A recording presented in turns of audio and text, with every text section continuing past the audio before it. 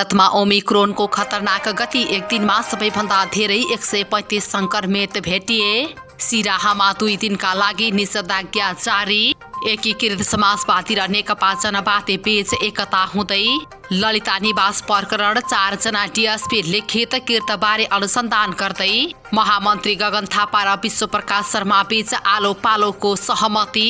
आज वर्षा र हिमपातको सम्भावना, भोलि देशभर पानी पर्ने। कैदी फरार प्रकरण घोराई कारागारका जेलर सहित 7 जना पक्राउ। अज्ञात समूहले गरे 5 पसलमा आगजनी। सप्तरीमा खेतमा गएकी महिलाको हत्या। नेपालमा पूर्ण खोप लगाएको संख्या 1 करोड नाग्यो। काफल कमलादेखि जुलुम कर्दियासम्म यस्ता छन् साताका 10 गीत। अब हेर्नुहोस् पूरा समाचार। आदरणीय दर्शकबिन नमस्कार। सदाको दिन जस्तै आज पनि देश तथा विदेशका ठूला अनि अति नै महत्त्वपूर्ण खबर लिएर उपस्थित भइसकेका छौं। दर्शकबिन खबरहरू निकै नै महत्त्वपूर्ण रहेका छन्, त्यसैले यस भिडियोलाई अन्तिमसम्म हेरेर हामीलाई साथ दिनुहोला।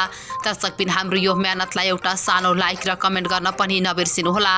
यदि च्यानलमा तपाई नयाँ हुनुहुन्छ भने हाम्रो च्यानललाई सब्स्क्राइब गरी नजिकै रहेको बेल आइकन दबाएर हामीसँग निरन्तर रूपमा जोडिनुहोला। लागौं अब बाँकी प्रसङ्गतर्फ। भारतमा ओमिक्रोनको संक्रमण तीव्र गतिमा फैलिरहेको छ। एक दिनमा सबैभन्दा धेरै 135 संक्रमित भेटिएका छन्। यससँगै कुल संक्रमितको संख्या बढेर 670 पुगेको छ। सोमबार गोवा र मणिपुरमा पनि ओमिक्रोन भेटिएको छ। दुवै राज्यमा हिजो एक संक्रमित भेटिए। ओमिक्रोन हालसम्म 20 राज्य केन्द्र शासित प्रदेशमा फैलिएको छ। दिल्लीमा अघिल्लो दिन ओमिक्रोनको सर्वाधिक 63 संक्रमित भेटिएका छन्। यसबाहेक महाराष्ट्रमा 26, गुजरातमा 24, तेलंगानामा 12, राजस्थानमा 3, उत्तराखण्डमा 3 र हरियाणामा 2 नयाँ संक्रमित भेटिएका छन्। ओमिक्रोनको बढ्दो मामिलाका बीच संसारभरि उडान रद्द हुने सिलसिला जारी छ। सोमबार करिब 2100 उडान रद्द भए, जसमा 700 अमेरिकाको हो। रिपोर्टका अनुसार क्रिसमसको छुट्टीका बेला शनिबार र आइतबार अमेरिकाको 2300 उडान रद्द भए। त्यस्तै संसारभरि त्यति बेला 3500 उडान रद्द भएका थिए। जिल्ला प्रशासन कार्यालय सिराहाले 2 दिनका लागि निषेधाज्ञा जारी गरेको छ। सीके रावत नेतृत्वको जनमत पार्टीले गरिरहेको आम हडतालका कारण सर्वसाधारण जोखिममा परेको भन्दै स्थानीय प्रशासनले निषेधाज्ञा जारी गरेको हो। सोमबार जिल्ला प्रशासन कार्यालय सिराहाका प्रमुख जिल्ला अधिकारी लालबाबु कवारीले पूर्वमा बलान खोलादेखि पश्चिममा कमला नदीसम्मको राष्ट्रिय लोकमार्ग तथा लोकमार्गको उत्तर दक्षिण 500 मिटर आसपासका क्षेत्रसम्म निषेधाज्ञा जारी गर्ने निर्देशन दिएका हुन्। नेकपा एकीकृत समाजवादी र नेकपा जनवादी पार्टी बीच एकता हुने भएको छ। मंगलबार राष्ट्रिय सभागृहमा एक कार्यक्रमका बीच 2 पार्टी बीच एकता घोषणा हुन लागेको हो। 2065 सालमा तत्कालीन सशस्त्र द्वन्द्वमा रहेको माओवादीबाट विद्रोह गरेकाहरूले नेकपा जनवादीको नाममा राजनीतिक गतिविधि गर्दै आएका थिए। जनवादीको प्रमुखमा देवेन्द्र सिंह महता छन्। नेपाली कांग्रेसका महामन्त्री गगन थापा र विश्वप्रकाश शर्माले मिलेर अघि बढ्ने संकेत देखाएका छन्। पुस 10 गते बसेको केन्द्रीय समिति बैठक अघि थापा र शर्मा बीच मिलेर अगाडि बढ्ने सहमति भएको हो। 2 महामन्त्रीमा थापाको वरियता अगाडि भए पनि केन्द्रीय समिति बैठकमा आलोपालो प्रस्ताव राख्ने सहमति भएको छ। विधानले महामन्त्रीलाई दिएका काम, कर्तव्य र अधिकारमा आलोपालो गरेर अघि बढ्न थापा र शर्मा बीच राजी भएका छन्। नेपाली कांग्रेसको विधानले महामन्त्रीलाई 12 वटा काम, कर्तव्य र अधिकार तोकेको छ। त्यसमा मूलतः केन्द्रीय कार्य समितिमा प्रस्ताव आलोपालो प्रस्तुत गर्ने 2 नेताबीच सहमति भएको हो।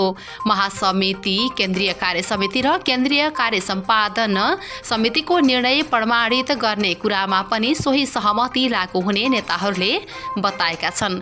थापा र शर्माले 2 जना मिलेर जाने बताउँदै आएका छन्। महामन्त्रीमा निर्वाचित भएपछि थापासँग हल बाँधिएर काम गर्न तयार रहेको शर्माले बताएका छन्। महामन्त्रीमा 2 जना युवालाई निर्वाचित गरेर जे आकांक्षा देशले प्रकट गरेको छ, त्यस बमोजिम हामी 2 वटै युवाले देशले एउटा हल बाँधिएर, जोडी बाँधिएर काम गरून् भन्ने अपेक्षा राखेको छ। त्यो अपेक्षा हामी पूरा गर्नेछौँ, शर्माको भनाइ थियो। हाल देशमा पश्चिमी न्यून चापीय प्रणालीको प्रभाव रहेको छ। दिउँसो देशभर सामान्यदेखि पूर्णतया बदलिरहने मौसम पूर्वानुमान महाशाखाले जानकारी दिएको छ। उच्च पहाडी तथा हिमाली भूभागका केही स्थानमा मध्यम हिमपातको सम्भावना रहेको छ। सुदूरपश्चिम र लुम्बिनी प्रदेशको थोरै स्थानमा हल्का वर्षाको सम्भावना छ। त्यस्तै आज राति केही स्थानमा हल्कादेखि मध्यम वर्षाको सम्भावना रहेको छ। देशका उच्च पहाडी तथा हिमाली भूभागका धेरै स्थानमा हल्कादेखि मध्यम हिमपातको पनि सम्भावना रहेको छ। बुधबार धेरै स्थानमा हल्कादेखि मध्यम वर्षाको सम्भावना छ। उच्च पहाडी तथा हिमाली भूभागहरूमा धेरै स्थानमा हल्कादेखि मध्यम हिमपातको सम्भावना रहेको विभागले जनाएको छ। बिहीबार थोरै स्थानमा हल्का वर्षा र उच्च पहाडी तथा हिमाली भूभागका केही स्थानमा हल्कादेखि मध्यम हिमपातको सम्भावना रहेको छ। दाङको घोराई कारागारबाट कैदीलाई भगाउन सहयोग गरेको भन्दै कारागारका जेलर युवराज परियार सहित 3 जना प्रहरीलाई पक्राउ गरिएको छ। प्रहरी स्रोतका अनुसार कारागारका कैदी नाइके समेत रहेका यमराज परियारलाई भगाउन उनीहरूको संलग्नता रहेको भन्दै जेलर सहित कारागारका सुरक्षा प्रमुख प्रहरी सहायक निरीक्षक रुद्र सेन ठकुरी र प्रहरी हलदार गणेश कुमार थारूलाई पक्राउ गरिएको हो। साथै यसअघि कैदी भागेको दिन प्रहरी जवान धनबहादुर चौधरीलाई पक्राउ गरिएको थियो।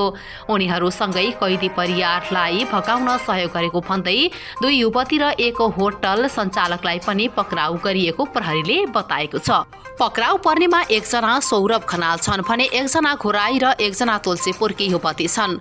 चौधरी थरकी दुवै युवतीको नाम भने गोप्य राखिएको छ। ती 2 युवतीलाई प्रयोग गरेर भगाइएको प्रहरीले बताएको छ।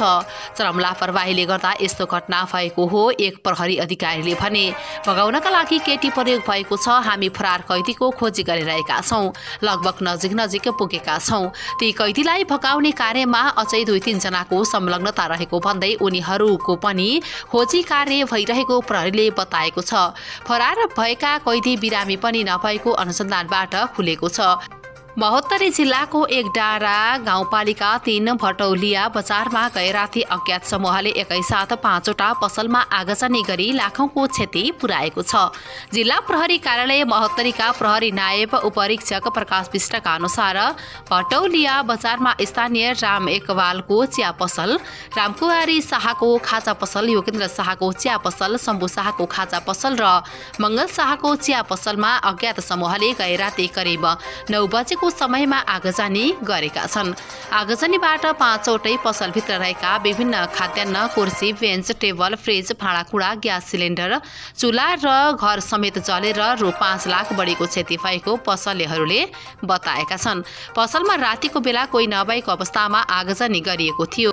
सप्तरीको छिन्नमस्ता गाउँपालिकाको एक महिलाको घाँटी रेटेर हत्या भएको छ।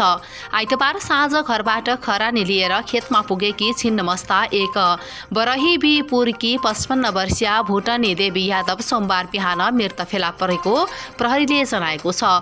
घटनास्थल नजिकै बिहर र रक्सीका खाली बोतल समेत फेला परेका छन्। सबको प्रकृति हेर्दा टाउकोमा बियरको बोतल प्रहार गरिएको प्रहरीले जनाएको छ। मृतकका श्रीमान जबारही यादव सामान्य कृषक हुन्। उनका 2 छोरा, 1 छोरी र 1 बुहारी छन्। सप्तरीका प्रहरी प्रवक्ता डीएसपी माधवप्रसाद काफ्लेले प्रदेश 2 प्रहरी कार्यालय जनकपुरबाट कुकुर सहितको अनुसन्धान टोली घटनास्थलमा खटिएको बताएका छन्।